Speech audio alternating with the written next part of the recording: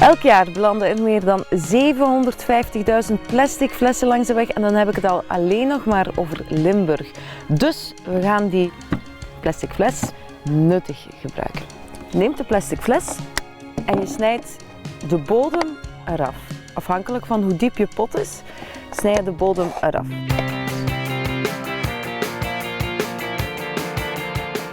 Heel belangrijk ook is dat je dop goed vast zit, want anders dan heeft het hele verhaal eigenlijk geen nut. Als je de bodem eraf hebt gesneden, dan maak je enkele gaatjes eigenlijk in de fles.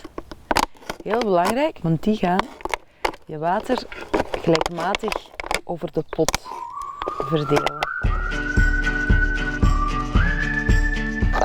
Ja. Als je genoeg gaatjes hebt, dan plant je de fles in de pot. En je plant die fles goed in het midden van je pot. Weet je, op dit moment ziet het er eigenlijk niet uit, maar je gaat toch planten er rond zetten die de fles eigenlijk gaan verdoezelen. En dan maakt dat niet uit.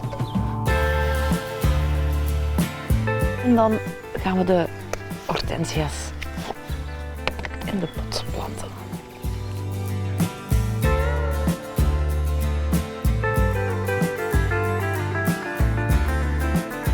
Voilà. De meest nuttige manier die er bestaat om een plastic fles te gebruiken en je bloemen te begieten.